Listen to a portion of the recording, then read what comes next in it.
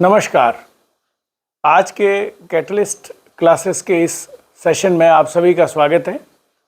आज हम जो टॉपिक ले रहे हैं वो ज्योग्राफी से रिलेटेड है, जिसमें जो पृथ्वी के जो अलग अलग भाग हैं उसके बारे में हम बात कर रहे हैं।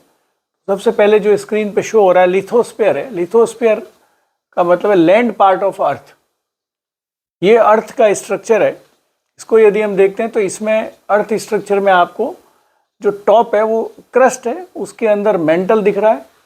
नेक्स्ट आपको इसमें आउटर कोर है और फिर ये इनर कोर है। तो ये जो इनर कोर है ये बिल्कुल अंदर वाला पार्ट है पृथ्वी का।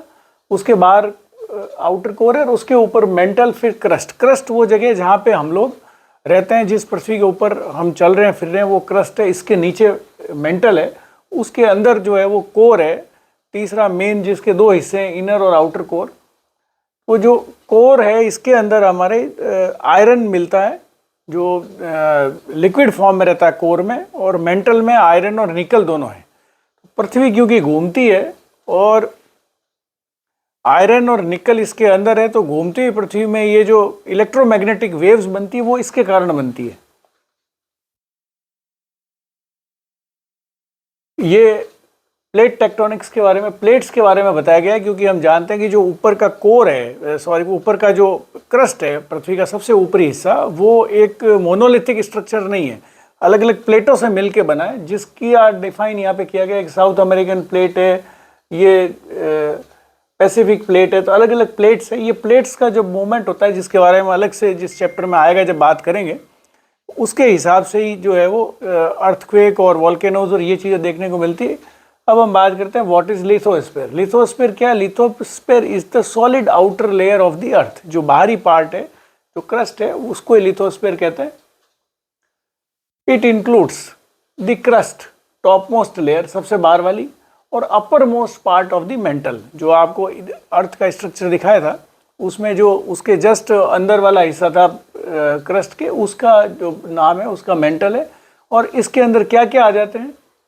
सभी कंटिनेंट्स हैं, यानी कि महाद्वीप हैं सारे, माउंटेन्स, सभी पहाड़, सॉइल और रॉक्स। इंपॉर्टेंट पॉइंट इसके बारे में देखने का क्या है कि इसकी जो थिकनेस है लिथोस्फीयर की 100 किलोमीटर है।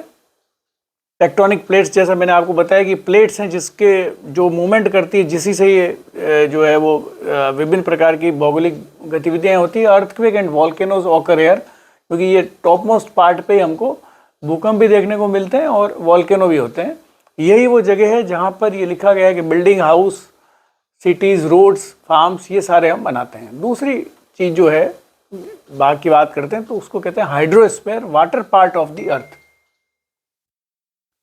ये स्ट्रक्चर है। इस फिगर को आप देखेंगे तो हमें मिलेगा कि किस तरह से पानी जो है वो, समुद्रों में पानी है, उसका कैसे वाष्पीकरण होता है, इवेपोरेशन होता है, देन कंडेंसेशन, वापस ठंडा होता है, फिर प्रेसिपिटेशन होता है, नीचे गिरती बारिश आती है, और फिर ये कलेक्शन हो गई, साइकिल चलती रहती है। तो ये जो जल से संबंधित जितना भाग है उस सब को जो है वो हाइड्रोस्फीयर कहते हैं। इसमें क्या क्या आता है? The hydrosphere includes all water on the earth. जितना भी पानी है अर्थ पे वो हाइड्रोस्फीयर में आता है। Oceans, rivers, lakes, ground water, glaciers, water vapour, ये सारे।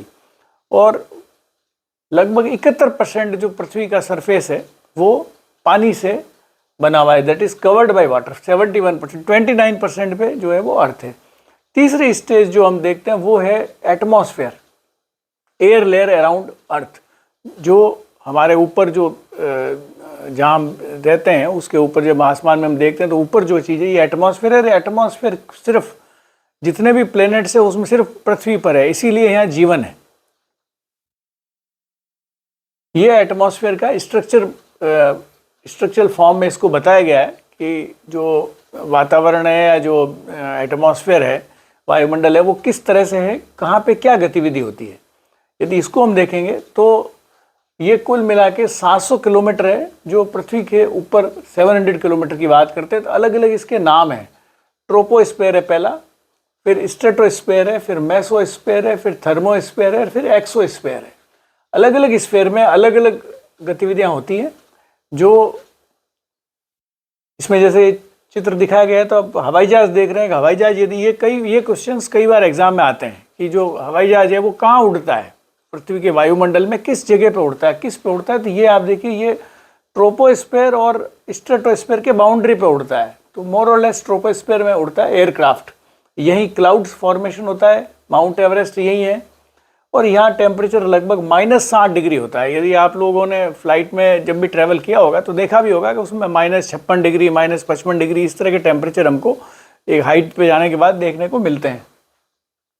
नेक्स्ट जो ऊपर वाला है मेसोस्फीयर, इसमें मेटियोर्स आते हैं, वो यहाँ पे जल के ख़त्म हो जाते हैं। ये जब यहाँ पे जो मेटियोर्स, जैसे आपको पहले भी बताया गया था कि ऐसे कोई पिंड हैं जो अंतरिक्ष में पहले से हैं और वो जब पृथ्वी की तरफ गिरते हैं तो यहाँ आके वो नष्ट होते हैं।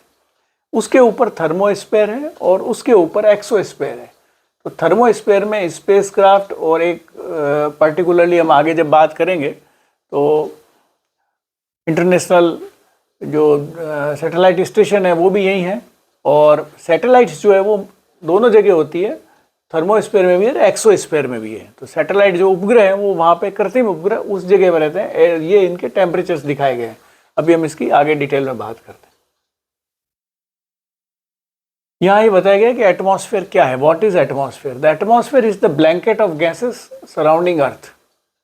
It protects us from harmful solar radiation, meteors, extreme temperature. ये सारी चीज़ें इस कारण से नहीं क्योंकि एटमॉस्फेयर है। यदि ये नहीं होता तो ये सब चीज़ें होती तो जीवन ही संभव नहीं होता। यहाँ पे ये लेयर्स जो अभी आपको चित्र में पहले बताई गई थी, फिगर में बताई गई, वही वापस लिखा गया है। क्या लिखा हुआ है? ट्रोपोस्फेयर 0 से 12 किलोमीटर है, वेदर ऑकर्स हियर। तो यहाँ जो है हमारी मौसम होती है। स्ट्रेटोस्फेयर 12 से 50 किलोमीटर है। ये इसलिए इंपॉर्टेंट है कि यहाँ ओजोन लेयर होती है। ओजोन लेयर प्रेजेंट स्ट्रेटोस्फेयर में है। तो ये भी प्रश्न आपके ऑब्जेक्टिव क्वेश्चंस या एमसीक्यूज का एक क्वेश्चन है कि भाई ओजोन लेयर कहाँ है। अगर ये पूछा जाए तो आंसर उसका स्ट्रेटोस्फेयर होगा। मेसोस्फेयर में मेटियोर्स बर्न हियर, मैंने पहले बताया आपको। थर्मोस्फेयर में सैटेलाइट्स और आईएसएस दोनों लिखे गए हैं। और एक्सोस्फेयर जो है वो 600 किलोमीटर से ऊपर होता है, आउटर स्पेस बिगिन से। कुछ जो सैटेलाइट्स हैं वो आउटर स्पेस जो होता है उसमें भी मिलते हैं, यानी कि एक्सोस्फेयर में भी मिलते हैं। अब अपन कुछ इसी में से कुछ प्रश्नों के उत्तर ढूंढने का प्रयास करेंगे कि ये ऐसा क्यों होता है। Where do aeroplane flies? हवाई जहाज कहाँ उड़ते हैं, ये हम देखते हैं। तो इसमें लिखा है commercial aeroplanes fly in the lower stratosphere. Why? Lower stratosphere समझ लीजिए या बॉर्डर समझ लीजिए आपका ट्रोपोस्फेयर और स्ट्रेटोस्फेयर का, वहाँ पे ये उड़ते हैं लेस टर्बुलेंस, क्योंकि यहाँ वेदर, ट्रोपोस्फेयर में वेदर होती है, इसके जस्ट बाहर जाते ही वेदर नहीं रहती, तो उसके बॉर्डर पे रहता है, तो वहाँ थिन एयर होती है, फ्रिक्शन लेस होता है, तो फ्यूल एफिशिएंट होता है। कोई जब फ्रिक्शन नहीं होगा, जब कोई रुकावट नहीं होगी तो कम फ्यूल का यूज़ होगा और स्टेबल एयर कंडीशन मिलती है। यूजुअली 10 से 12 किलोमीटर की हाइट पे जमीन पृथ्वी से जो है सी लेवल से ये हवाई जहाज उड़ते हैं। Where are satellites located? यदि हम इसकी बात करें तो more satellites are in thermosphere, some in exosphere. ये यहाँ पे क्योंकि बहुत थिन लेयर है, लेस एयर रेजिस्टेंस है और कैन ऑर्बिट अर्थ स्मूथली। यहाँ पे लाके जब सैटेलाइट को छोड़ देते हैं तो वो पृथ्वी के चारों ओर घूमता रहता है, तो साथ साथ उसकी स्पीड से घूमता है, तो वो सब चीज़ें हमारे को मालूम चलती रहती है। ये है where is the ISS international space station. ये वो स्टेशन है जहाँ वैज्ञानिक जाकर के रहते हैं और जो है पृथ्वी अंतरिक्ष के बारे में, पृथ्वी के बारे में विभिन्न प्रकार की जानकारी, प्रयोग वगैरह करते हैं। जैसे अभी हाल ही में सुनीता विलियम्स जो है वो यहीं रही करीब 8-10 महीने तक। तो ये कहाँ पे लोकेटेड है? ये थर्मोस्फेयर में और अबाउट 400 किलोमीटर है पृथ्वी से ऊपर जहाँ पे ये है। ये वाई नॉट इन एक्सोस्फेयर? ये क्वेश्चन किसी के भी दिमाग में आ सकता है कि एक्सोस्फेयर में क्यों नहीं है। इसलिए नहीं है क्योंकि अगर ज़्यादा दूर होगा तो ज़्यादा दूर पहुंचने में भी समय लगेगा, क्योंकि ये ह्यूमन बीइंग को रहना है। जो सैटेलाइट है जो एक्सोस्फेयर में है, तो सैटेलाइट क्योंकि एक कृत्रिम उपग्रह, वहाँ आदमी इंसान साथ में नहीं है, तो वो खाली मशीन है जो चलती रहेगी। लेकिन यहाँ इंसान को जाना है तो जाने के लिए दिक्कत आएगी। अगर आप दूरी और ऊपर जाओगे तो ज़्यादा दिक्कत आएगी। Needs regular supply missions. Regular क्योंकि लोग जाते रहते हैं, आते रहते हैं, आने की भी चीज़ होगी। और still needs slight atmosphere for controlled orbit, slight atmosphere भी चाहिए होता है, और lower orbit is equal to easier maintenance. तो ऑर्बिट थोड़ा लोअर साइड में है तो ये मेंटेनेंस करने में इनको सरल रहता है, इसलिए ये जो इंटरनेशनल स्पेस स्टेशन है वो आपका थर्मोस्फीयर के अंदर होता है, जो 400 किलोमीटर पृथ्वी से ऊपर है। इसके बाद हम बात करेंगे कॉन्टिनेंट्स की। ये इसमें फिगर आपको दिखाया गया है कि जो कॉन्टिनेंट्स है, जिसको हम हिंदी में महाद्वीप कहते हैं, वो कितने हैं। यहाँ पे जैसे यूरोप दिखा है, एशिया सबसे बड़ा महाद्वीप है, फिर अफ्रीका है, फिर साउथ अमेरिका है, नॉर्थ अमेरिका है, इधर ऑस्ट्रेलिया है, और नीचे अंटार्कटिका है। तो continents are large land masses on earth. जो नाम है, ये सातों नाम इसमें आगे हैं। इसमें एक सिर्फ देखने की चीज़ है कि एक अफ्रीका एक ऐसा महाद्वीप है जिसमें तीनों रेखाएं निकलती है। उसमें इक्वेटर भी पास होती है, उसमें कर्क रेखा भी निकलती है, मकर रेखा भी निकलती है, मतलब ट्रॉपिक ऑफ कैंसर और ट्रॉपिक ऑफ कैप्रिकॉर्न, ये तीनों ही इसी एक ही महाद्वीप ऐसा है जिसमें से तीनों निकलती हैं। उसके बाद हम बात करते हैं तो ओशियंस, जिसको महासागर कहते हैं। ये पृथ्वी का नक्शा है और इसके अंदर ये महासागर बताए गए हैं, कहाँ कहाँ पे कौन सा है। Arctic ocean, Indian ocean, Pacific ocean, Atlantic ocean, southern ocean. अब इस चित्र से भी दिखता है, देखिए पैसिफिक ओशियन पूरा पृथ्वी के पीछे यहाँ से शुरू हुआ इधर तक आया हुआ है, तो सबसे बड़ा नेचुरली पैसिफिक ओशियन ही होगा। और oceans are large salt water bodies. Pacific Ocean का नाम भी इसीलिए रखा गया था क्योंकि जब इसमें किसी ने जब ट्रैवल किया तो ये बहुत शांत था। जब ये शांत महसूस किया तो इसका नाम जो है वो कन्वर्ट करके पैसिफिक ओशियन इसका रखा गया। तो 5 ओशियन है। पैसिफिक ओशियन जो लार्जेस्ट है, अटलांटिक ओशियन, देन फिर थर्ड है इंडियन ओशियन, चौथा है साउदर्न ओशियन और 5वां है आर्कटिक ओशियन। इसमें जो सबसे ज़्यादा बंदरगाह है वो अटलांटिक ओशियन में है। ये क्वेश्चन भी कई बार कोई पूछ सकता है। तो अटलांटिक ओशियन में इसलिए है क्योंकि ये जगह जगह से कटा फटा है, तो जितना कटा फटा होगा तो पृथ्वी जो अर्थ है उससे अप्रोच करने में वहाँ पे इजी रहता है, इसलिए इसमें सबसे ज़्यादा है। लास्ट पॉइंट आज का जो हम बात करें वो बायोस्फीयर है। जो लाइफ जोन ऑफ अर्थ है वो कहाँ कहाँ है, तो ये कंबाइंड फॉर्म है। हमने सब अलग अलग बात की थी, lithosphere, hydrosphere, atmosphere, crust, mantle, इन सब की जोड़ जो है वो चीज़ बायोस्फीयर है। जहाँ पर जीवन है उस जगह पे उसको हम बायोस्फीयर कहते हैं। तो यहाँ पे ये बताया गया है कि what is biosphere. The biosphere is the region where life exist. It includes part of lithosphere, part of hydrosphere, lower atmosphere air, human, animal, plants, micro organisms all live hair.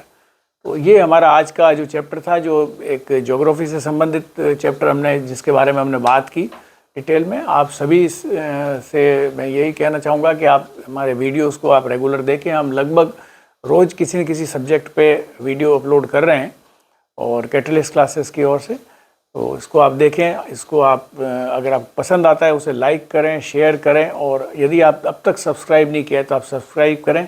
हमारे साथ जुड़े रहें। हमारे साथ जुड़े रहने के लिए और आपके सहयोग के लिए बहुत बहुत धन्यवाद। Thank you.